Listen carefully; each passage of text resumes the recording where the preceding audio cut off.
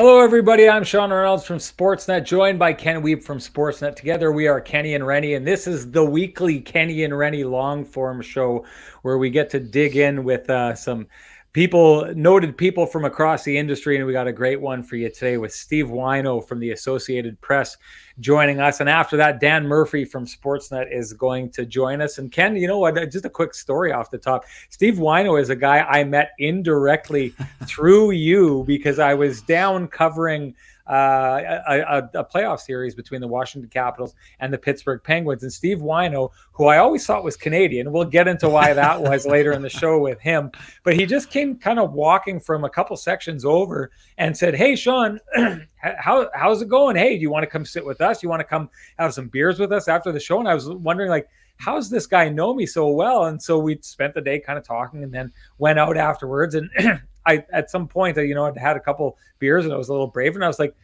"Steve, how do you know me?" And he said, "Well, I actually don't, but Ken Weeb texted me and said, my buddy from Winnipeg, Sean Reynolds, is there. Go be a good human to him." And that's exactly what he did. So it was a nice, classy move on your part. And Steve Whyno is a great friend of yours, so I can't wait to see you catch up with him throughout this. But before we get into that, he's going to join us in about 3 or 4 minutes from now. Before we get into that, lots happening with the Jets this morning as they play their first game in a week against the Detroit Red Wings. Fill us in on what we can expect. Yeah, a lot of activity, taxi squad and otherwise. A lot of folks put into the roster here. We're going to see a couple of NHL debuts for sure in Dylan Samberg and Declan Chisholm on the back end with Ville Heinola, Nathan Beaulieu, and Logan Stanley all unavailable today because of COVID. Now this morning, Paul Stastny was added. He tested positive before he left. And also this morning, Eric Comrie and Brendan Dillon also testing positive. That means that Mikhail Burden will be the backup.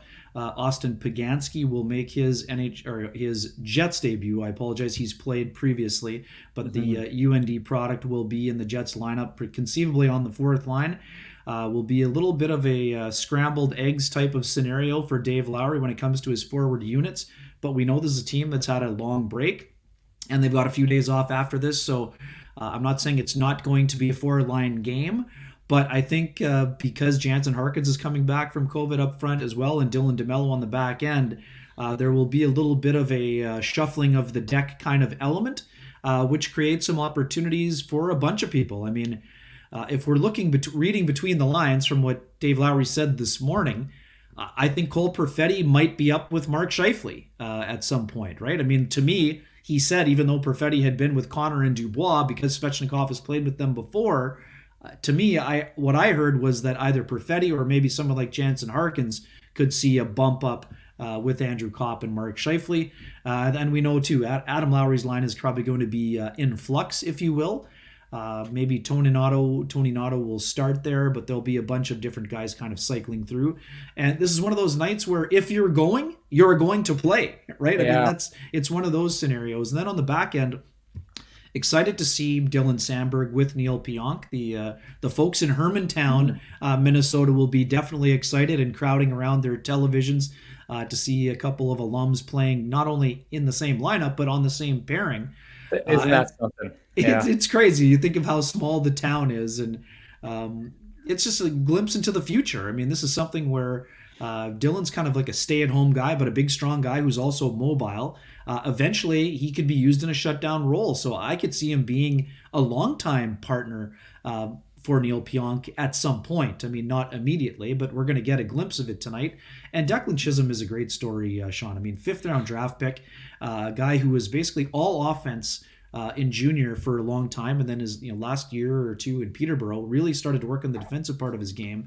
And I've been trying to explain to people that he will be similar to a guy like a Jay Bouwmeester. Not a physical guy, but a guy who defends with his body positioning because his feet are so active and he has an active stick. So, I mean, he's a guy who can get up the ice. He's got a good, his offensive game is very good. As long as he can defend efficiently, he's a guy that could also be, he's one of those unsung prospects, Sean. He's not a high profile guy, but he was really moved up the ranks in the last couple of years here. And one of those, a vintage Jets kind of sleeper pick, a guy that is it'll be a little bit late developing, but a guy who could really make an impact down the road here, even though we know there aren't a lot of openings on the back end right now. Like things change quickly. Like nothing is permanent, that old Paul Maurice line. So I think it'll be fascinating to see how these guys play. And there too, I mean, as Josh Morrissey said, nobody is going to be feeling sorry for the Winnipeg Jets. And what we should also say, Sean, and there's a great example of it right before our very eyes last night. Because of what's happening with the Jets, it's impacting the Moose. What happened with the Moose last night in a game where they had almost, maybe a handful of regulars playing, they earn a 2-0 shutout. Mikhail Burton pitches his first shutout of the year, and Pagansky, I think, got the game winner. But it's one of those nights where Connor Hellebuck will be tasked with playing extremely well. You have a leadership group that is going to need to lead, and then you have a bunch of young guys looking to make their mark. And we talked about what the impact would be having a new interim coach in Dave Lowry. Well, here's your chance. I mean, it's unfortunate for guys like Ville Heinola who have been waiting patiently, but COVID doesn't discriminate, right? I mean, the timing, you don't get to choose the timing. But, it opened up a couple of doors for some other players, and let's see how they handle it. Well, I'd say this: the Jets need to look at this as an opportunity, because we know every team is going to have a bite out of their season taken from COVID. And I can tell you right now, Ken, when the end of the season is over and we've tallied up all the points, there's going to be times that a team looked back and saw, you know what, COVID took a bite out of us, and that cost us a game here, a game there, and those are the points that had us miss the playoffs. So I think if I'm a head coach, what I'm trying to sell my team on is, listen, how we respond to this may be the difference between us making the playoffs and not making the playoffs. Because if we're that team that didn't allow COVID to get us down, and we went and we took that 2, 4, 6 points that, the COVID schedule basically told us we were going to lose, if that's the difference between us making and not making the playoffs, the stronger team wins in that case. All right, we'll move away from that, and we're ready to bring in our good friend Steve Whyno, who, Steve, I was telling Ken right off the top of the program here, I don't know if you were watching, but when I first met you, I thought you were Canadian, and that's clearly because you used to write for the Canadian Press. I will give you honorary Canadian citizenship because you're nice enough and polite enough to be, no doubt. But how does an American writer end up writing for the Canadian Press? Well, Sean, thank you for the compliment. A great compliment. I got really lucky, and like that's one of my favorite saying in life is, it's better to be lucky than good. Is I just happened to I knew Chris Johnston really well when he moved on to Sportsnet from Canadian Press, and I was fortunate enough that Julie Scott, who is still the best boss I've ever had, was willing to take a chance on an unproven American at 27 years old to be a hockey writer in Canada, and fortunate enough along the way that I already knew Ken a little bit from time in Washington and playoff series and all that. So it was I got really lucky, basically, is the short answer. The beautiful part about the show, Stephen, we like to dig a little bit deeper. I mean, we know you're with the Associated Press now and award-winning journalist, but how did you get the bug? And maybe let our listeners and viewers know the early days of your journalism career, and what kind of drew you to hockey eventually. Well, I mean, for me, it was always hockey. Like my mom likes to say that I was watching in Game 7 of the 1987 Cup Final on her lap, where the Oilers beat the Flyers, and it broke her heart forever because she just hasn't been able to love a team since that Ron Hextall year in I guess I was 86. Sorry, 87. Yeah, it was the year. So I was a young kid watching then, and when I was in I guess kindergarten, something like that, 4 or 5 years old, I wrote a letter to then Flyers owner Ed Snyder about wanting to be a broadcaster, and Doc Emmerich, who was the Flyers broadcaster at the time, wrote back to me, invited my family and I up to the booth up at the old Spectrum. So I got to meet Doc Emmerich at 5 years old. The photo exists somewhere, and we've been family friends ever since. My mom baked some brownies and took brownies to the press box at Brendan Byrne Arena in New Jersey when he was working there. And I just got to put on a Stanley Cup ring after the Devils won in the mid 90s. And so having known Doc Emmerich and just kind of being around hockey, that's what got me into it. And like,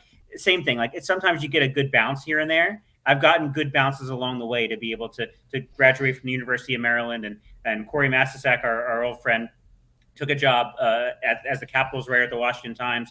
I moved on to the desk, started working some backup shifts for him, those sort of things, and eventually led me to here. And it's been a wild ride, and sometimes you need good bounces to get there. Doc Emmerich is a guy that I've been saying to Ken, we want to get on this show. And I've been saying that for a long time. I want you to give me an idea, because I remember for a guy who is as into hockey as I was growing up, it wasn't until like the mid 90s I'd already graduated from high school. And then NBC would always put on those Saturday games, and Doc Emmerich would pop up in those. And you'd always be, because, I hate to say it, Steve, but as Canadians, you've got this little bit of a, oh, we're up here when it comes to hockey and everything's down there. So, you've been through these arguments before. We've had enough years to argue about this. But I remember as a hockey fan watching and being like, thinking their broadcasters aren't going to be anywhere near what our broadcasters are. And then listening to Doc and being like, holy smokes, I love the way this guy calls the game. Give us an idea. We know the significance he's had in your life. Give us an idea of the significance he has to U.S. hockey.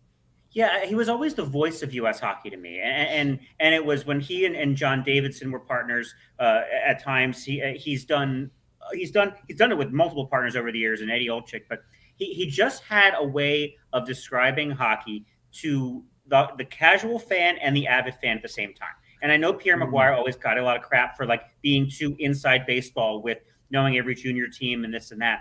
But Doc has always wanted to make sure that anybody who flipped on the TV knew what was going on. So you could get a detail if you're a hardcore hockey fan, and you could get a detail if you've never watched hockey in your life, which is why him doing things like the Winter Classic, the outdoor games, was so important, because you had people flipping on the TV who had never watched hockey before. And for all the stupid ideas that U.S. hockey's had, like the glowing puck and things like that, having Doc Emmerich as the face and voice of hockey in the United States, I don't know if it brought people in, but if you turned it on and listened to him, you would be sucked in. And I think to me, that's his importance to hockey in the United States is he was a comforting voice and somebody who did the job well, that no matter what your level of expertise in hockey or viewing was, whether you'd played for 15, 20 years, whether you'd never seen hockey in your life, you could watch and enjoy a Doc Emmerich broadcast. One of the beautiful things I love about the show, along with connecting with our friends, is that you learn something new every day. So for me, Stephen, I've known you for a long time. I had no idea that we shared another similar passion, that our original goal was to get into broadcasting. I don't, not a lot of people know this except my close friends, but I used to call play-by-play games off the TV when I was in college, and a frequent healthy scratch at the University of Regina. But how did you transition from that chase to the writing side? And were you a guy who thrived in English, or how did that side of it come about for you? So I was in college and I was doing a radio show basically by myself for a lot of times. And I would have guests on as much as possible, people with Maryland connections or people at ESPN, whoever I could get on to talk about Maryland sports and horse racing and whatever. And I remember I wanted to be Tony Kornheiser. Like that's essentially what I wanted to be, was that. It was the height of PTI and his radio show and writing for the Washington Post. And I had a professor, an advisor, say, if you want to do that, do the writing thing and go into writing first. Start with the writing aspect, and then kind of move on from there. And I still like to say that I have a face for radio and a voice for print. So it just sometimes it chooses you, right, Ken? Like sometimes what you want to do, it's like I'm good at something, and if you realize that you're better at the writing aspect. And I still love doing radio, hosting a podcast now with Carl Alsner, which I never thought would happen. And doing things like this is enjoyable. But there's something about writing that you talk to athletes about it. There's a natural gift or kind of a skill to it. And so I started covering football. I started covering actually swimming and track and field and lacrosse at the Diamondback newspaper at Maryland, which fortunately paid us, which was really nice, and got to do kind of be around the sport and travel and be just around the business a little bit, to where it felt natural. And look, if I had gone to a different school or if I chose a different path, I don't know where I'd be right now. But writing is just something that it's in my veins now. Unfortunately, or for better or worse, it's in my veins. I think there's people kind of always end up where they're supposed to be, because I'm the opposite of you guys. I wanted nothing to do with television or broadcast, and all I wanted to do was write. And I got spit right in the opposite direction. Maybe it's because I'm not very good at writing. They're like, well, go where the dumb guys go into broadcast. But anyways, that's how that turned out. Ken, remind me, was it Frank Saravelli that Steve went to high school with, or is that right, Steve? So, There's a whole bunch of writers that kind of came out of your school. okay, so Pat Leonard covered the Rangers for a bunch of years. Myself, Frank Saravalli, and Charlie O'Connor, who now covers the Flyers for The Athletic, we all went to the same suburban Philadelphia Catholic all-boys high school, Holy Ghost Prep, within the span of about 6 to 8 years. And like, if this were a suburban, if this were Brandon, Manitoba, if this were Winnipeg or suburban Toronto, you'd be like, oh, of course, it turns into a bunch of NHL writers. But it's for this suburban Philadelphia school, yeah, we've produced 4 NHL writers in the span of less than 10 years. That's absurd. For sure. And was there how about too? And even growing up in Philadelphia, were you a guy that consumed newspapers all the time as well? I know, like you said, Kornheiser obviously, and as you mentioned too, like that stretch, he also had a stint in the booth at Monday Night Football, right? But when you grew up, were you a guy that was? I mean, for me, I had the Sports Illustrateds and the Hockey News and everything else. But were you one of those guys that consumed as much as you could as well? Yeah, both of those things. Both of like the hockey news and the sporting news. I don't think we had Sports Illustrated as a kid. I think it was one of those. We had the hockey news, we got the sporting news, and it was the Philly papers, which Stephen A. Smith wrote for the Inquirer at the time. Jay Greenberg, the late Jay Greenberg, who's been terrific to me over the years, he was writing there. Also spent a stint in Toronto as an American and kind of a pioneer for people like me. And Bill Lyon was a columnist who I read a lot of in Philly. Plus, also, like, remember back then, for me growing up, Bob McKenzie was writing for the Hockey News. Ken Campbell was, like, I guess, starting to get into working for the Hockey News at that point. So it was good to have a lot of those people to read growing up and have an idea of kind of what goes into this. So we touched on this just a little bit earlier on, but I want to know if there's any difference that you find in writing for a Canadian hockey audience versus a U.S. hockey audience, and what that difference is. Yeah, no, I think there's a huge difference, and it was part of the adaptation for me of going from, I was the Capitals beat writer at the Washington Times, writing for a very niche audience, for a team at a newspaper in a city, and also in a place that, look, it wasn't a traditional hockey town, but the team had existed there since the mid-'70s. So it wasn't like you were writing for people who don't know the game. Then you go to Canada, and it's like, okay, you can write it. The base of knowledge is different, or the average base of knowledge to me is different for a Canadian audience because it's the national sport. And I feel like it's almost like writing an NFL story in the United States, in that more people who are going to be reading it will be people who are familiar with the sport. Now, there's still a certain level of, like, you're supposed to write at a 5th grade level, and you're not using big words and those sort of things that I think you still try to write for people who have never seen the sport in their life, no matter what kind of happens. Just like Doc Emmerich with broadcast, I think there's a certain element of you wanted to cater to different kinds of audiences. But in the United States, to me, not that you dumb it down, but it's a little bit more of you don't know what people's level of experience with the sport is. And maybe I'm misjudging the readership that way. But when I was in Canada, there's a certain level of granular you can get, and there's a certain level of granular that readers want you to get to in terms of some of the minutia and the details of things that maybe is not as big a deal in the United States, at least for hockey. Who are some of the other influences in terms of the storytelling style, Steve? Right? Because I mean, sometimes you 5 Ws and everything else, but in terms of feature stories and those sorts of things, how did that side of things develop for you as well? Well, George Solomon was a longtime sports editor at the Washington Post, and I was fortunate enough to take a class with him at the University of Maryland and do like an independent study sort of situation with him after that. And so I think a lot of where my kind of storytelling comes from was shaped from that class, and not just George, but Bill Knack was an author who wrote books and these sort of things, who came and spoke to the class, and Kevin Blackistone spoke to the class, and just kind of knowing a lot of these people and hearing how they do it. And look, a lot of it's just figuring out as you go along. And I know that's kind of basically every business and everything on earth is you make it up as you go along, and your writing style is different than mine, and we all have kind of different ways of doing it. But I think early on it was reading folks like you and Mike Zeisberger and Scott Burnside, people who are our friends now, but try to almost like steal ideas. Like, I don't like plagiarizing material. If I'm writing a story about someone and I know someone else already did a feature, I'll intentionally not read it until after I write something, because I don't even want to unintentionally steal ideas.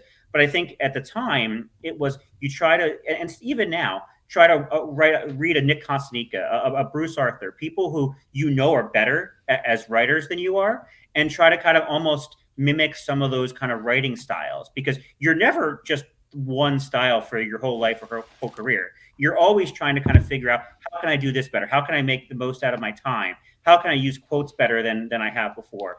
And so to me, it's a mix of not reading too much because you don't want to get in your own head, but also trying to read a little bit of getting sort of ideas and borrowing ideas from people. Steve, the first time we met was during, I think it was the 16 playoffs, 2015. 2015. Okay. Oh, yeah. So it was it was that series between Pittsburgh and Washington. And if you remember, Washington was just all over Pittsburgh and was just dominating them. But Pittsburgh would get the puck, break out of the zone, go down and score. I still remember Bruce Arthur harassing Myrtle online, saying, "Where's your Corsi God now, Myrtle?" It was hilarious. Anyways, great series. It was my first time though ever being to Washington and watching a game there, and I was blown away.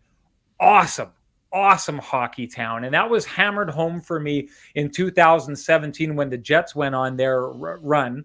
And we had the big whiteout street party here. Washington goes on to win it, and we see all the video from them and the fans just packing the streets, on their way to them winning the Stanley Cup and that celebration. So I was surprised because, like you said, the Capitals have been around for a long time. I never realized what a good hockey town that is. In your estimation, what makes Washington a unique hockey town?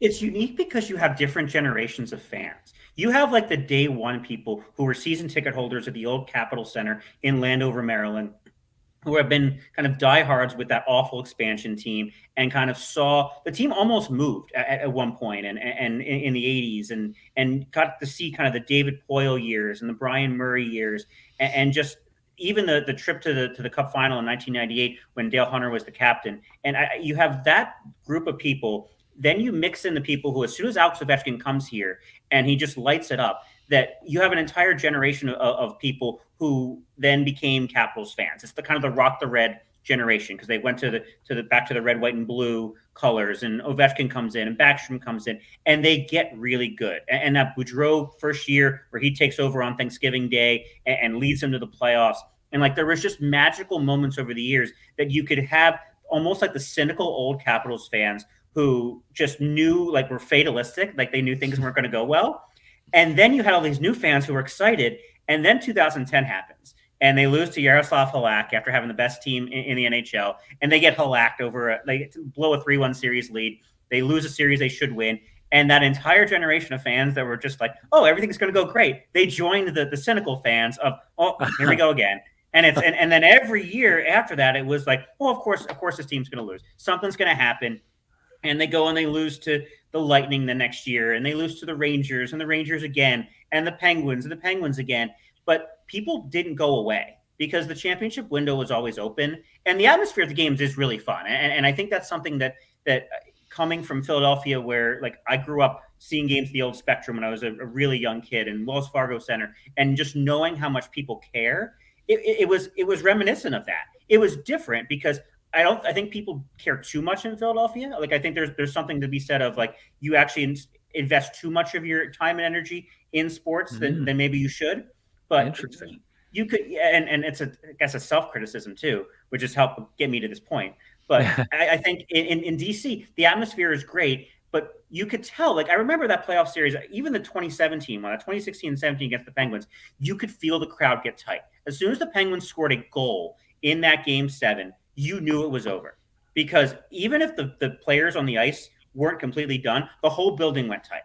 And so it was such a change in 2018 when all of a sudden they didn't have to get to an elimination game on home ice until game 6 against Tampa Bay, but it just felt different. And for the building to feel different, I think a lot of it was Barry Trotz not giving a crap. And he was in his last year of his contract and coached looser than he ever had before. But you had an entire fan base of over decades hanging on, like, is this the last chance? Because everyone thought the window was closed. And so I think what makes that such a weird hockey town is just different generations of people, and now they've all seen a championship. They've had the parade. I was not in Vegas the night they won, but I was in the streets of Washington, kind of among the crowd of people and seeing the parade. It was, and for a city really that hadn't seen a championship since football in 1992-93, it was almost like a sigh of relief that this town and this team had finally won a championship. And I think Alex Ovechkin obviously deserved to win a Stanley Cup. Yeah, Ovechkin is such a great story, Stephen. I mean, I was so fortunate to be around him during that series that we covered together in the early 2010. I think it was 2013 or 14. The biggest myth around Ovechkin was because of his love for hockey, people misinterpreted all of those Caps early exits with an Alex Ovechkin doesn't care, because the next day he's on the first plane to the World Championship and then winning a gold medal with Russia. But being around him and watching him for that series with the Rangers, to me, I learned so much about his will to win and desire. But I mean, you were there following that in the years after, leading up to the Stanley Cup final. What's it like for you to see how he evolved as a leader, especially under Barry Trotz, who folks in Manitoba obviously hold in very high regard? Yeah, and it was never, and that's what I kept trying to tell people, was it was never Alex Ovechkin's fault they lost a single playoff series. Like, it was never his fault. But at some point, I wondered if the team was good enough around him to win. And that was something that after the Dale Hunter year in 2013, you're like, well, if you're going to play this style, you need a deeper team to win with him. But Alex Ovechkin did an incredible job of going from a guy who was almost figured out by the league at some point in kind of 2011, 2012 range, to adapting his game first under Dale Hunter and then under Adam Oates, and then most specifically under Barry Trotz. And we're even seeing it now with him dishing the puck more. He's going to have maybe a career high in assists this year, but he was always the leader by example. Like, he was never the vocal guy in the room. And I always said, like, Nick Backstrom should have been the captain. Like, but because of what teammates see him as kind of the leader in the locker room and that sort of thing, even though he's not a rah guy. But to follow a leader on the ice, it had to be Alex Ovechkin. And in talking to teammates over the years, it was like everything he did on the ice, even if players couldn't do it themselves because they're clearly not as talented, the energy he put into it was always leadership capability. It was always the kind of the captain driving the play. And it's why, look, I had a vote for the Conn Smythe in 2018, and I know Evgeny Kuznetsov was a leading scorer on that playoff run, but Alex Ovechkin drove that team. Alex Ovechkin drove the bus on that team from being down 0-2 to Columbus to winning the Stanley Cup. And for as many points as Evgeny Kuznetsov scored over that, and nothing against him, that was an Alex Ovechkin run. And we're seeing it now with him. He's a dad now. He's got his kid on the ice. He's putting up crazy amounts of points in addition to being in the not only the Rocket Richard chase, but the Art Ross chase this year, that he continues to evolve and doing things at 36 years old that we never thought was possible. Steve, you're nailing your analysis here. You go back to that 2011 series, you're talking about the Caps getting hallocked. I do think that in that series where Washington lost to Montreal, that the Canadians kind of showed the blueprint on how to shut Alex Ovechkin down. It seemed like that plagued him for years. I think you're entirely right. He found a new way to play the game, and that's kind of got him to where we see him today, which looks like he's not slowing down at all. I want to switch gears here a little bit. I know you're a beer lover. I am too. Everywhere I go to everywhere I am, I'll order a local IPA. I don't care what they bring me. I just want something local. In your estimation on the NHL circuit, what's the best beer city in the NHL circuit? That's the most on the spot I think I've ever been put. I need a second on that one because Boston's a really good one. And I spent a lot of time in Boston and I've been to a bunch of breweries there. I want to say Buffalo too. Having lived in Western New York and outside of Toronto, that's a good one. Canada's gotten better. They're the amount of like microbreweries and stuff that we've seen pop up across Canada has been really good. But I'm actually going to go off the board here. I think it's Seattle. And so I visited Seattle actually a couple of years ago before the team actually started playing. And the amount of breweries I could find within like walking or short Uber distance in Seattle was a complete game changer to me. And like, so Seattle, there's even if you're in that Pike Place area where the market is and they throw the fish and all that, you can find 2 or 3 breweries in walking distance of that. So from that'll be my surprise one. This is I do want to write. I do want to write an eats and drinks of the NHL book at some point, Yes, and please. and I feel like I could dive into this further as long as I have a gym membership and be able to work off all those calories. And we got to get you back to Winnipeg too. The scene is enhanced quite a bit since the last time you were through town. No doubt. You mentioned a book, Steve. You got a pretty fun project that you just kind of tied up, at least the next phase of it. What can you tell us about that, and when might it be released? Well, I wrote a book on emergency backup goalies in hockey, and as people keep asking me about, it, they're like, "Is it really a book?" And apparently, it is.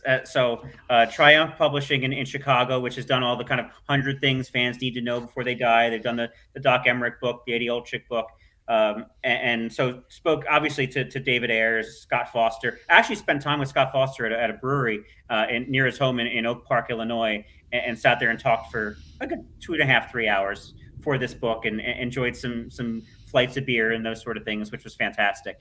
The book is out next fall, somewhere we don't have even a title yet. So that's how early we are in the process of, I just sent in the manuscript of kind of all of these stories, that even the guys in Gavin McHale in Winnipeg who dressed for the Capitals, and Brett Leonhardt who dressed for the Capitals for warm-ups, and so many of these kind of near misses that have happened over the years. It's just one of the things that it doesn't happen in any other sport. The fact that you could have a guy who doesn't play in the league, who could play in a game, and it could happen tonight. The Devils have an e-bug possibility at the Islanders tonight, and I'm cringing at the possibility of having to write a new chapter.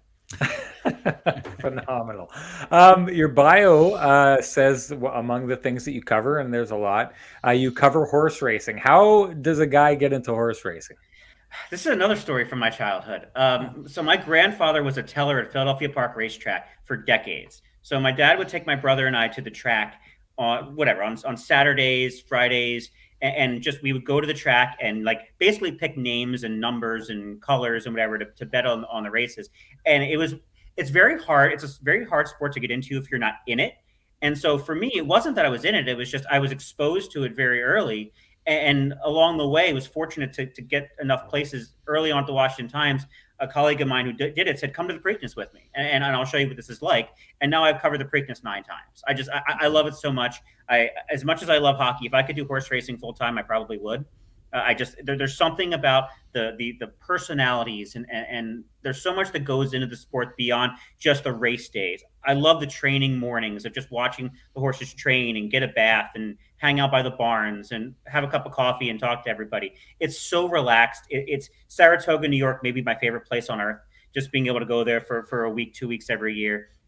It's just it's a sport that a lot of people don't understand, and are mad that it exists, probably a lot in a large part, I think, because they don't understand kind of the entire ecosystem that goes into it, and just how much people care about these horses.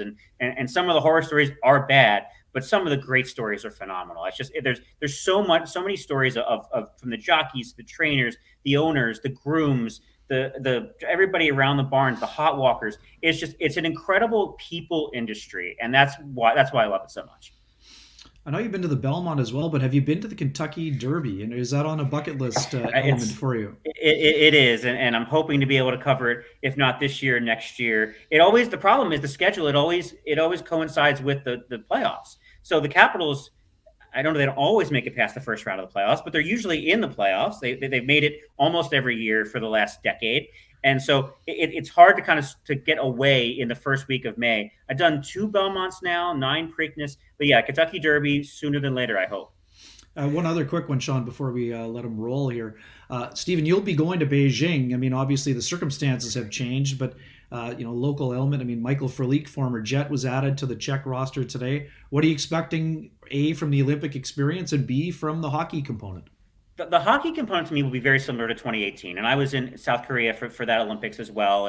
And look, the Russians are favored because the KHL is going to stop, and you got so much homegrown talent there. Some guys we've heard of: Mikhail Grigorenko, Slava Voinov. Not quite the star-studded team as 2018 with Datsuk and Kaprizov, Kovalchuk, and just that insanely talented group. I don't know what to expect of the Olympic experience, because this is going to be a very different doing this in a pandemic in China, where they're going to be testing us every day. We're going to go into isolation if we test positive, and go to the hospital if we're symptomatic. And it's a little terrifying just to not have the subject, just the unknown aspect of not knowing what that's going to be like. But there's still this. The Olympics are the best thing on earth. It's my favorite event ever to cover, because you're in a place for 2-3 weeks with the same group of people, and nothing in the outside world matters. And you're in your own kind of almost made up world. 2014 in Sochi was unforgettable, because we had a wine karaoke bar that everyone went to, and the hockey was ridiculous. And you had that US Russia shootout and that dominant Canada team. But it'll be a different experience certainly than that or 2018, just because we're going to be kind of restricted and not be able to do anything. But I hope people watch the hockey, because I think it's going to be good. And I say that as someone who's kind of biased, because I'm going to be writing about it and I'll be there. But there's going to be players people have heard of. You mentioned Michael Frolik. There probably Eric Stahl, probably a Devin Dubnyk, Eric Fair, your buddy, our buddy Eric Fair, likely on the Canadian team. And it's not best on best. It's not the same thing as an NHL Olympics, but it should be fun. I hope it's fun. Steve, before we let you go, I wanted to get in on this because, you've covered horse racing, jockeys, you've covered hockey. I know you cover football. As a reporter, do you have to take a different tact with athletes from sport to sport to sport? A little bit, and I don't know if it's I don't know if it's a different tact, but I think you expect different things. Like talking to football players, they're interesting. Hockey players, if someone's interesting, it's less. It's more. It's out of the realm of, you don't expect that. You don't expect someone, because there's so much of a hockey culture that is the logo on the front matters more than the name on the back, and not to stand out. And it's the thing, Kenny, you mentioned about Alex Ovechkin, and the criticisms about PK Subban over the years is that individualism is so different. Then you go to cover like a tennis or a golf, where you don't have any teammates. So they will just curse off whoever they want, because they're working for themselves. So I think it's just a different mentality in every sport, in that in basketball, you could have one player who could take over a game and be the key to a game. In hockey, it happens rarely. You could see McDavid have a monster game, or Blake Wheeler have a monster game, but it's just so much they don't want to talk about themselves. And then you go to football, and it's like, well, you're kind of your own brand a little bit. Like even if you are part of a team, that your decisions, it's almost like an individual sport, like baseball is too. It's an individual sport inside a team sport. And so I just think you ask questions differently, maybe because you expect different answers. And if you're pleasantly surprised by getting more out of somebody, then it's great. But yeah, I think it's different, because everybody who's in a different sport, you're either raised a different way, or you play different sports and kind of you have a different concept of what is expected of you. But it's just how much personality athletes, coaches are willing to show to us who are trying to ask questions, and also what readers expect of and what readers and viewers expect from our coverage. Just before I let you go, quick one hitter here. What should the Washington Football Club be named? What should it be called, or what will it be called? Yes, what should it be called? They should be the Hogs. And the Hogs was the name of the offensive line that won the Super Bowls in the 80s and early 90s. If it was just the Washington Hogs or the Washington Red Hogs, that would be fine. I think it's going to be the Commanders. I think they really wanted to kind of lean into the military nation's capital thing. But Hogs would have been such a tribute to like the glory days of this franchise. Steve, I can tell you this: there's a lot of good guys in sports journalism. I'm not one of them, but I work with one of them. Not even Kenny holds a candle to you, Steve. You're one of the good ones. We so appreciate you joining us. Thank you so much. And boy, you got me thinking about. I loved your answer on the Washington fan base. It was in depth. You broke it down. You got into the psychology. I want to do that with every fan base and kind of break it down. That's good stuff. Thanks so much for joining us, and we're looking to catching up to you soon. Gentlemen, it was my pleasure. See you, Steve. Thanks, guys. And we're going to launch right into Dan Murphy. And Dan, I got to tell you, there was one of the most disappointing things in sports that's happened for me for a while was when Andrew Cogliano's Ironman streak got killed by him getting a suspension. You had a heck of an Ironman streak going on here. I think I read it had been 2 decades since you'd missed a Canucks game or a Canucks broadcast that you were supposed to work. How is it going with COVID, and how hard was it to see that kind of a streak come to an end like that? Oh, I think we're having some audio issues here. Can you hear us, Dan? I think we're having a little bit of audio issues here. Stick with it for just a little bit here. We'll get it. Technical difficulties are part of the charm. We'll get this going. Yeah. I think we're a little bit frozen. Ken, while we're waiting for this, here we go. Yeah. He's going to come in. Guys, there you go. Can you hear us? Sorry about that. This is the hazards of doing it on your phone. You know, this is how it works. Someone calls, and it was probably just some person with just one of those robot calls, and I had to hang up on them, and away we're gone. What do we do? Did you hear my question? I did. Yes. So basically, I didn't have a full-on Ironman streak. So I started in the 2001-2002 Canucks season. And up until the last game, I'd only missed 2 broadcasts, and both were for emergency purposes. One, my father-in-law was sick, and so I tried to make it back from Tampa in time, and I didn't quite, but I missed a broadcast. And then another time was a couple of years ago when Corey Hirsch had a death very close to him. So I flew with him from Florida to Phoenix and back, but I had to miss a broadcast. But this was the first one that I actually was scheduled to work that I was able to watch on TV. And the day and age we're in, so that's my 3rd broadcast I've missed, but by the time this is all said and done, it'll be 7 total, because I can't do any of the 5 on this road trip because of close contact COVID protocols. So that's what it is. That's something. Yep. Murph, one of the things we like to dig into when we talk to our friends, we like to peel back the layers and let people know how they got into journalism and the industry. What sort of drew you into the television side of things and eventually covering hockey? Well, I went to University of Ottawa with no foresight at all into broadcast journalism. However, at the time in the summers, I would come home, and a good friend of mine's brother worked at the local Rogers cable station, and they were one of the first to have a sports mobile. So we would go call high school basketball games. We would go call Muay Thai fights, just because they were looking to get this mobile in action. So we did a rock video show, like we did everything. So that's when I kind of started thinking about it's something I might want to do. And I was, I loved sports in, high school and college. I couldn't get enough information. So I went to BCIT. I got accepted to the program. And I'll kind of just go Cole's notes now. Out of that, I joined Sports Page in 1995 as like a production assistant, like 8 hours a week. But the funny thing is I worked on the weekends, 4 hours Saturday, 4 hours Sunday. And my anchor at that time that I worked with was John Shorthouse, who I, of course, work with to this day. And so behind the scenes there for 4 years, worked my way up to a show writer and producer, but never could get on the air. So I was thinking that maybe production was going to be my path in the business. In 99, I accepted a job with the Golf Channel, which was just kind of getting going to produce Golf Central.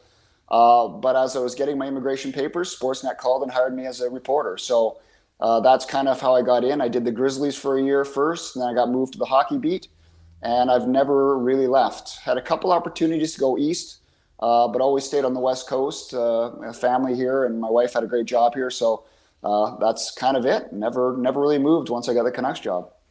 I find that so fascinating that you were, a basketball reporter hosting. In fact, I think I was watching the documentary Finding Big Country, and I did that Leo DiCaprio meme where he's holding the beer and pointing up at the TV, and I was like, there's Murph. Murph's up there. 29, 26 into that, you pop up in there.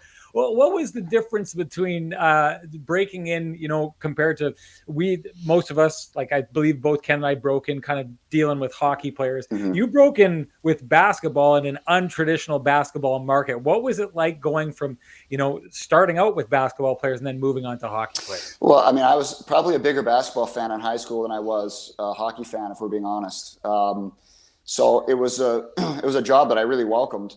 But, it was my first kind of hosting job. And, a big part of our jobs now, guys, is talking with the athletes, getting nuggets, getting little stories. I was probably a little bit shy back then. I wasn't aggressive enough with some of these guys. It was my first job. So it was a lot different that way in the fact that the access was there at shoot-arounds and stuff, but I didn't, in 1 year, I didn't really create any relationships with the players other than on the surface and getting certain things. So I didn't really have, with only being doing it for 1 year, I didn't have time to really, make some of those relationships with the guys that had been there and were there long-term, like Sharif or Michael Dickerson or Mike Bibby or even Big Country. So that was the only difference. So once I got into hockey, you get a few years, you get to know the guys, you travel more, they see you on the road. And so I think it's a lot easier when you have time to kind of establish those things. So that was the biggest thing. And, there's only really in the NBA on a team, there's only like 5 or 6 guys you're going to talk to a day. Whereas the NHL, in the good old days, you go in the locker room and you could sneak in and talk to someone that nobody else wanted to talk to. And that wasn't really possible covering basketball. But I loved it. I grew very sour when the team left in the fashion that they left. And as I got older, my viewing has changed for what I choose to watch. We have families and stuff. You can't watch everything anymore. So I will watch the NBA when it's on the playoffs.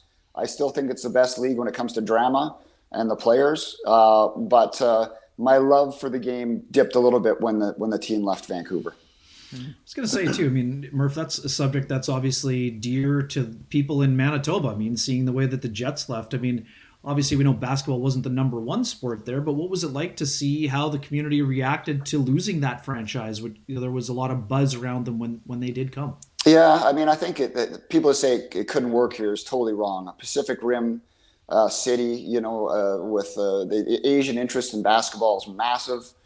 It was just a very poorly run franchise. The GM made a number of terrible moves, never really understood the market. It got sold to a guy that never wanted to keep it here and ran the losses into the ground until the league let him leave. So I think there was a lot of people that were ticked off. All you have to say about Stu Jackson, a nice guy, but he refused to trade the 4th overall pick in the draft, which turned out to be Antonio Daniels for Steve Nash.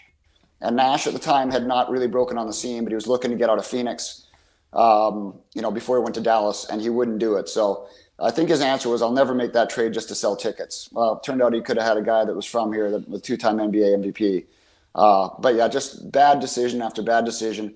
And then a swindler bought the team with never really intending to keep it here and ran the losses up so much that the league finally let him leave.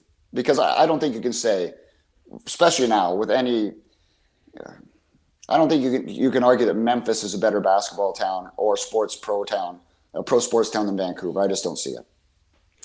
Murph, one thing I think is interesting as I got into this industry and started meeting the people that I saw on TV, a lot of times you take a look at someone, you get an idea in your head that they're, that guy, he must look like this. He might like Irf is a great example. I thought Irf was probably about 5'8". He's like 6'5" or something like that. I myself am about 6'6", 260 pounds, right, Ken? Of course.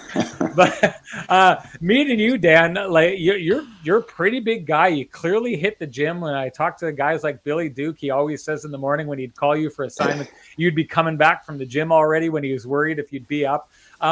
Where's that come from? Or do you have an athletic background, or how'd you get to kind of being a guy who takes as good a care of himself as you do? I played like all of us. I played a lot of sports growing up. And then when I went to university, it wasn't the Frosh 15. I got like the Frosh 50. Like my head was like a pumpkin. And I was just one of those people that you're always in shape when you're younger. You could eat what you wanted. You could do whatever you wanted. But then first year university was when it got me, all the beer and the pizza. And so basically when I came back that first summer, I had a good friend that was into the gym. He started taking me and I just kept going. I don't have a body for the gym. I'm tall and skinny, but I've always enjoyed it. I'm an early riser. I like getting it out of the way. So that's just kind of one of the things I've kept. And as you guys know, when you travel a lot, as we do in, most times, I have a rule, and I've given this to Ray Ferraro, and he says he's since taken it into account too. You can consume your bad calories one way, via food or via booze. I'll always eat right. I'll always work out because I'm not going to give up the beer and the wine. So you have to work out. You have to eat right if you want to have the beer and the wine, especially when you're, north of 50 like I am now. One of the biggest things about COVID is the inability to have those meetings, right, Murph? I mean, one of the best Yeah. parts about traveling, being in the bubble in Edmonton, was being able to go and have a meal and have some laughs. And what's it been like on the mental side? I mean, I know now we're back to traveling a little bit, but what was Yeah. it like for you to kind of deal with that side of the business and having to cover games from home or in an empty arena? Yeah, it wasn't. I mean, it's not nearly as fun. Like I did in Edmonton. I was there. I was not in the bubble, but I covered the playoffs. I think I was there 4 or 5 weeks that first playoff. So that was fun just because we were back covering hockey, right? However weird it was, what wasn't weird at that time? I found last season hard with the empty buildings, just because there wasn't the excitement level, and I was so fired up for this season because it was back to normal, and here we are again, trying to get back to normal. So, I mean, I'm happy that we're working. I'm happy that they're playing. I hope that the latest wave here kind of peaks quickly and goes away, because there's nothing quite like a full building and the fans and that atmosphere, especially, for the players, but even for the broadcasters, where there's an extra buzz, where it's a lot easier to get excited, to have that emotion before a game. So I won't lie, it was difficult, but at least we were still able to work, which a lot of people really couldn't. Murph, one of the things that endeared you to me, among a whole bunch of things, was when I found out that you were a metalhead. And I was a metalhead when I grew up. And I do remember there was a point, like in my early 20s, I had long hair and I just wasn't ready to give it up. I wasn't ready to like work for the man kind of thing. And at some point, I feel like a lot of the metalheads I know kind of had that attitude. I'm wondering how being a metalhead, the kind of music that you like, shaped you growing up, and if there were ever any of those tough choices where you kind of had to leave some of that behind to put on the very polished public persona that you present. Well, believe me, I've had a lot of bad hair over the years, and I will continue to this day because I find it funny. But no, I remember like the moment Master of Puppets came out when I was in high school, and the first time I heard the song Battery, that was it. I mean, I'd never heard anything that fast or that hard, and that's the path I went down, and I'm still exploring it. Like, I'm not a big concert guy, but if there's like smaller shows, we have a theater here called the Rickshaw, where there are a lot of like, kind of heavy metal bands that people wouldn't know, like from Sweden or Finland. So I'll try to catch one of those every once in a while, but it's just kind of, I don't listen to a ton of music, but when I listen to music, it's in my car or at the gym. So I think it's always just kind of fit, that kind of style for me. I still listen to it this day, some of the newer stuff. I still enjoy it, but I still will go back to my roots and listen to those old Metallica albums when I have a chance. Metallica live, seeing Lars Giver on the drums. That's quite a scene. Been fortunate to see a few of those shows. And one of the classics, we were on a family vacation in Hawaii, and we saw James Hetfield in one of the tiny little surfing towns at lunchtime. And I didn't want to bother him, but in my head I'm thinking, man, you guys got to come back to Winnipeg. And the server had no idea it was him, right? I mean, the anonymity is such a big part of it. Murph, I mean, one of the other things you did on the side, I mean, you partnered with Sean Pronger to write one of the funnier books around Journeyman. I don't just say that because I was fortunate enough to make a cameo, but what was the writing process like, and what was it like working with Sean, who we both know is one of the all-time great human beings in the sport? Yeah, I mean, I think our writing process was probably different than a lot of people that write for an athlete, because we knew each other so well. And, I could have told all those stories because I'd heard them so many times from him late into the night. So our writing process, I know a lot of people, they'll interview their subject for 5 hours, go back, write something, go back, interview again. But he would write 2,000 words and send it to me. I had, flushed it out to 4,000 words, send it back with a bunch of questions. He'd send some other stuff back. I'd send some back. So we kind of we grew it that way, where he did a lot of the writing too, and I polished it up and added some stuff. So our writing process was a lot of fun, a lot of laughs. And at that time, I could do a lot on the plane, like after games. So we had a blast. I mean, it kind of came to during the 2010 Olympics. His family was staying with our family in Vancouver, and we just thought, hey, why don't we try this? You've got a lot of great stories. And so we went through with it. I mean, you write a book in Canada, it's not a real money-making venture. I'll still get the odd check for like $80 or something like that. Hey, the book's still selling. But yeah, it was still a lot of fun. I'm not sure I would write another one at this point. I don't think I have the depth of writing skills to write anything but something that might be a little bit funny. But I'm happy we did it. And I think we're up to like 15,000 copies sold, all hardcover, soft, and ebook. So not too bad for, a guy whose brother is way better known than he is. I got to say, I read the book. I absolutely loved it. I got such a kick out of the cameo by Ken Wiebe in there. That was something. I also got a kick out of it because my dad is from Dryden, Ontario. And that's where Sean Pronger and Chris Pronger are from. And it begs the question, and you've explained this to me before, but I'm sure our audience would like to know, how does a guy from Abbotsford, BC end up being buddies with a guy from Dryden, Ontario? Well, I went to University of Ottawa, as you know, in the first year I lived in a dorm. And two guys on my floor were from, well, one from Dryden, one from Vermilion Bay, but both super tight with the Pronger boys growing up. So, you know, I would go visit my friends in the summer in Dryden, and that's when I got to know them. And then, you know, with the way my path and my career went, it was just super easy to stay in touch with these guys because I saw them all the time, especially Chris. You know, I see him 4 times a year for, 2 decades. So that's kind of how the relationship grew. One of my best friends in university, she ended up marrying Sean. That was Marnie. Because, of course, he went to Bowling Green. So I met them early on in my university days, and the friendship carried through. And I'm a little bit bummed with this COVID protocol because I was supposed to be in Toronto this week for this 5-game road trip because the team was on the road, but I was going to be in studio. And I had bought a non-refundable ticket not too long ago for leaving Monday morning, Toronto to St. Louis, coming back Tuesday morning, St. Louis to Toronto for a broadcast that night because Chris's jersey is being retired in St. Louis on Monday. So that non-refundable is going to go the way of the dodo bird, and I don't think there's any chance I can make it there for that now. I'm still going to try. I'm going to take a test on Saturday and see if I'm negative, and if I am, I'll try to get down to St. Louis for it, but I'm a little bit bummed I'll be missing that. Yeah, well, too. I mean, Chris is such an interesting character too. I mean, I know Sean because I covered the Moose when he was around, and I've got to know Chris a little bit too. And the Jets were the same division. I mean, when he was around the team, I mean, what was it like to sort of see him getting honored? And I mean, he's a guy who, I mean, the game is better when Chris is involved in it, and I hope that he gets back into it in some regard. Yeah, I mean, I think it's had such an interesting path, considering how his career started in Hartford and some law troubles a couple times, traded for Shanahan. The St. Louis crowd hated him when he first got there, just to rise the way he did to be one of the best defensemen of his generation. And you're right. I think he's a very bright mind. I'm not sure what he's looking to do. I think that probably he's got in his head that he'd like to get into management of some sort. But in the meantime, he started a business with his wife there in St. Louis.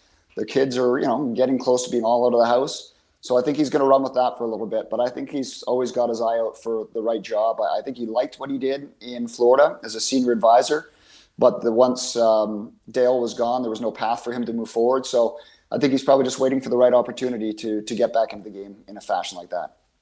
So, Dan, you talked earlier about cultivating relationships, and then you brought up Sean Pronger, and you mentioned Bowling Green. It's giving me everything's swirling, and it makes me think of Kevin Bieksa, right? Who went to Bowling Green. We had him on this very podcast last week. There was a line that he gave where he was talking about Ken. I asked him about Ken Wiebe, and he said, look, I always had respect for Ken, and he was always fair to us, not like some of those guys in Vancouver. And he clearly had issues with a lot of the media in Vancouver. One guy he didn't have issues with was you. You guys had a phenomenal relationship. I used to get such a kick, like you'd be doing your show opener and he'd come down the hallway behind you and give you a bump on live TV and stuff like that. I got such a kick out of the relationship that you guys clearly had, as I'm sure most Canucks fans did. Give us a little bit of an idea of, maybe some of the best relationships that you feel you've cultivated over the years with the Canucks. Well, I mean, Kevin's obviously right at the top of the list because, he was basically there the same time that I was there, especially when I was starting out. He came in a couple of years after. And he was such an interesting guy because there'd be times you fly somewhere on the road and he would say, okay, what are you guys doing? To myself and Shorthouse and Garrett. He'd come for beers with us because he wanted someone different to talk to. So that relationship really grew organically into a good friendship. And of course, on the broadcast, he was so easy to work with because he would always give you something. He'd always make fun of you. He'd always bump into you. He'd always, he'd make the broadcast more enjoyable. So that was one. Sean was here for a very short time, but I knew him ahead of time. Early on, like Jason Strudwick's just a fantastic guy. Remain friends to this day. And the Sedin twins too, right? Like they came in a year before I started and they left just a couple of years ago. So those are two guys that I still keep in contact with. Not every day, but you get when I got into COVID protocol, like literally one of the first texts I got was from Henrik Sedin asking how my family was doing. So there are certain guys you make friends with throughout the years, and you stay friends with, and you don't talk to them all the time, but you send a text to Roberto Luongo when the team's down in Florida to see how he's doing, or stuff like that. So there's been a lot when you're with a team for that long. You certainly make it. You make it with a lot of support staff too, with the teams as well. But those would be some of the names that I would come up with right off the bat. Tyler Bouck too. Let's go with that one. Another one of the great former Moose human beings there. Murph, I mean, we saw it here in 2018 when the Jets went on their run. I mean, I was in the building for Game 7 in 2011. I mean, what's it like when sort of the whole country kind of gets behind a team and, they get so close to the pinnacle? And what was that like to be covering that whole experience? Well, I think the whole country was behind the Bruins at that point, fair point. For remembering correctly. But I'll say one thing. It was tiring. It was exciting. But man, like when you think about the travel, because you're not not on the charter at that point, like in the regular season. So 7 games first round, Chicago and back. Second round, it was only 6 games with Nashville, but you're going back and forth, no direct flights. Then San Jose, which was a little bit closer, and then 7 games to Boston. By the end, I was like, oh my goodness, I am gassed. But it was a lot of fun. As you said, you just kind of run on adrenaline. You're trying to cover it as best as you can. There were so many great characters on both of those teams in the finals that have made it so easy to cover, so easy to come up with storylines. I mean, they just wrote themselves. I'm way past the point of caring who wins and loses. I mean, when the team's winning, my job's a lot more fun, obviously. But as you guys know, you just can't take anything home. Like if you're a kid, if you're 25 years old, maybe it's different. But I was disappointed for certain players, and we mentioned them. Like I would like to see the Twins win. Bieksa win, Luongo win, like a lot of these guys, Sammy Salo, that have been there for a while. You would like to see them get a Stanley Cup ring, but it doesn't happen for everyone. It was a great ride for the media as it was for the players. But when it was over, I was happy it was over. Yeah, you nailed what it's like to be a reporter, right? Like you're not pulling for the crest on the front of a jersey anymore. You're pulling for the name on the back of it. It becomes about the players and the good people who you feel like deserve that kind of stuff. And it's interesting too, Ken, because Bieksa last week, we asked him about this and he said the same thing. His first reaction after they lost was you're just tired, and he was almost happy it was over. That's great stuff. I wanted to get into this with you because we're here in the West. We're the same as you guys, not quite the same, but we know what it's like, especially I think in Winnipeg. We know what it's like to kind of be overlooked and the smaller guys. And, Toronto's the center of the universe, and we get that. I've always got this sense, and you're a Vancouver media member. You're from Vancouver. I think you're as qualified to answer this out there as anyone. But that kind of feeling that you get between Vancouver and Toronto, where Vancouver, I think, looks at Toronto and says, you think you're so important, don't you? And that kind of rivalry between the two of them, being kind of right in the middle of the most important sports team in Vancouver and being right at the heart of them for so long, kind of describe to me maybe the little bit of the rivalry that exists between Toronto and Vancouver, and maybe more so for the people of Vancouver than the people of Toronto. Well, I mean, I'll say one thing. I mean, at least now, the Leafs warrant the coverage they get, right? I mean, they're one of the best teams in the league. They have been for a few years now. It used to drive me crazy because we used to have a show out west here when Don Taylor hosted it.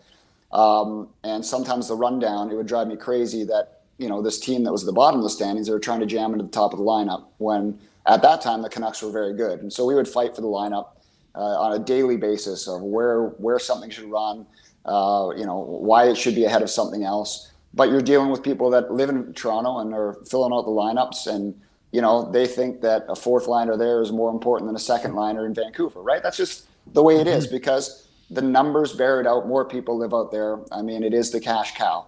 So, but yeah, there was always. I mean, I don't fight for it nearly as hard anymore because we don't have a regional show. It's all national, so it's slotted accordingly. And the team hasn't been very good for 6-7 years, so. You can't argue that they deserve to be ahead of the Leafs in the rundown anymore. But, yeah, certainly. I mean, there was times, especially back in like 2008, 2009, 2010, that you felt like the team deserved more coverage than it was getting on a national level. But what can you do? I mean, that's just the way it is. That's why when the Leafs come to Vancouver, the start time is at 4 o'clock, not 7 o'clock. And I get it. I mean, you got to pay the bills. You got to get the most eyeballs you can as possible. And the Leafs, they drive the numbers. I mean, as much as we hate to admit it, that's the truth. Yeah. Murph, a lot happening around the Canucks. Obviously, coaching change, managerial changes. I mean, what's it like to see the new group coming in, and what direction do you think Jim Rutherford will be taking the organization? Because there sounds like there are still some more changes to come. Yeah, I mean, I feel bad for Travis Green, especially the last 2 weeks of his tenure. Going out there knowing that there was a coaching search underway already. He's a dead man walking. Must have been tough to get through the players. They couldn't catch a break. They couldn't win a game. I don't think that they lost a room. They were playing hard. So I will say that. I don't like to make it a coaching referendum of Bruce versus Travis at this point. But clearly the team, a breath of fresh air, Bruce comes in. There's a weight off their shoulders. There's a new direction. So I think that's been very good. I think they have implemented some changes that have helped stylistically with this team and who they have. But I think this road trip is going to tell the tale. And Jim Rutherford, in his opening press conference, which was, November, basically looked ahead and he said, I think we'll have a good read on our team when we're done this deathly road trip that they're on right now, right? Florida, Tampa, Carolina, Washington, and Nashville. So like 5 of the top 6 teams in the league. So I think that he's going to probably get a good read of what he wants to do going forward. He's doing I think he's finally getting down to face for who's going to be his general manager. I think he wants to hire at least one more AGM, perhaps 2. So he's still trying to flush all this out. And then they have to make what will be some tough calls on this team. I mean, I think we all know what the flaws are on this team. I don't think anybody thinks this is a Stanley Cup contender. But they do have some good pieces. Now it's up to him to decide which ones will be part of the solution moving forward and which ones won't be part of that. Yeah, you got to wonder if the Canucks are about to go through what Calgary just went through after Christmas. It's a real wake-up call playing those Florida teams in Carolina. We talked about it off the top of the show. You've been doing this with the Canucks for 2 decades. We haven't, or Sportsnet hasn't had the hockey contract for a full decade. So I wonder for you what that moment was like when you'd done regional for as long as you did and still do. I wonder what it was like for you the first time you got to work Hockey Night in Canada. It was special, and I remember it. It was in Phoenix. It was a Hockey Night in Canada, a Saturday night game, the Canucks versus the Coyotes. I remember being between the benches. I was standing there with Tyson Nash as he was getting ready to do his interview, and we were both looking at the mic flag, kind of giggling, because that's it was always kind of the pinnacle of getting to do one of those games if you ever got a chance. So that was super cool. I'll say that maybe the best experience I've had with Hockey Night would be covering the first 2 Vegas playoff rounds of their inaugural season, right? It was versus LA and versus San Jose. And getting to do those 2 in that building was incredible. And I think probably still the most fun I've had doing this job. Because, of course, when the Canucks went on their run, I was reporting. I was not hosting the broadcast. Excuse me. So the first time I remember getting Hockey Night was a pinch me moment. Knowing that there's a show you watched all your life growing up, and that you're finally going to be a part of it. So I do remember it vividly, specifically. Awesome, Murph. But last one for me. I mean, the game, we talk about it, and we were just talking about with Stephen Whyno. It's such a team sport. Do you see there being a little bit more openness to players showing personality moving forward, or what's going to take for the league to get to that point in terms of maybe trying to grow the game the way the NBA has through doing just that? Yeah, I think certain guys are comfortable with it. Certain guys aren't, right? And I think the problem being is that I feel that sometimes when guys show their personality, they get dragged back into not being a team player, even though that's not the case. Elias Pettersson was doing a lot more social media stuff last season, and then he came back this year, said he was going to calm down a bit because maybe it took away from his on-ice product. So I think there's a very fine balance. But, I mean, the best way to grow the game is to sell the players and to sell their personalities and make people care about who they're watching.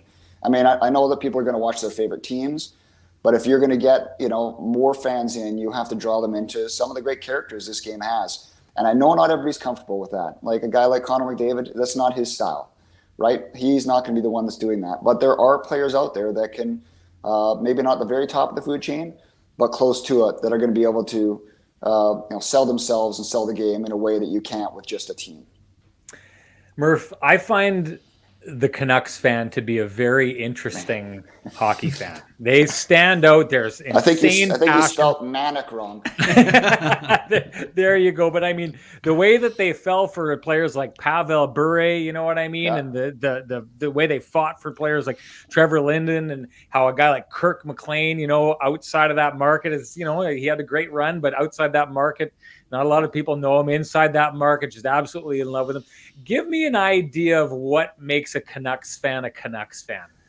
Well, first off, I'll just say, as you're talking about players and the connection, you know, certain players just connect to a fan base. And I mean, Linden was one, obviously. You know, McLean was one because of that run.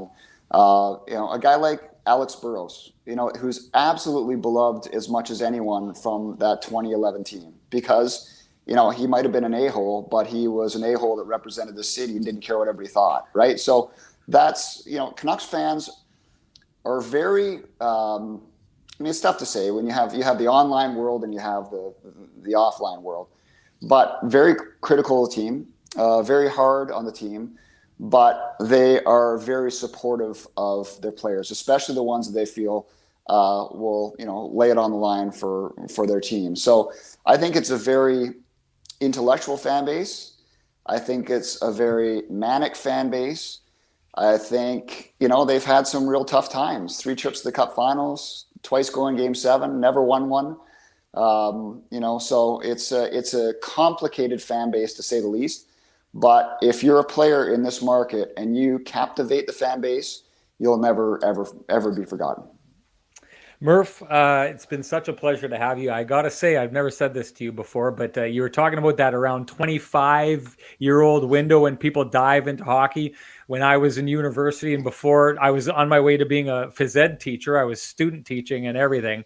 And then I crashed all that and decided to try and get into this. But I remember the Canucks were a great team at the time. It was the Bertuzzi-Naslund years. And I remember staying up late at night and watching your reports. And I was a big fan of yours back then. So never said it to you before, but getting to work alongside you at Sportsnet has always been a real honor. And it's been a real honor to have you on here tonight or today. Really appreciate you making the time. Well, thanks for having me. And when we were talking about players we had relationships with, we can't forget. You got to move it over. There we go. There you Nolan go. Baumgartner. There you go, Manitoba Moose. Nice work. Nicely done. We have to get him in there. I can't forget about him either. So, Nice guys, thanks so much for having me on. Anytime. Awesome to see you, Thanks so much, Murph. Hey, he was our other great white whale. Bieksa kept, we couldn't get him on, and Murph was the other guy we've been trying to get on for a long time. So thanks so much for joining us, Murph. See you soon. Cheers, boys. We can get to St. Louis. Hopefully that works out. I know. I hope so too. Negative. Test negative. Bye, boys. There you go. Another successful show. What'd you think? Yeah, great fun. I mean, I'll circle back to Steven quickly, but Murph's always a great guy. I mean, Murph's a guy who, when I was covering the Moose, he was always very supportive and a guy that I could reach out to, and always appreciated that about him. And it was nice to spend a little bit of time with him in Edmonton that August during the qualifying round. Yeah, just an awesome human being, and you know, a guy with great passion for what we do. And back to Steven. Steven is a great friend.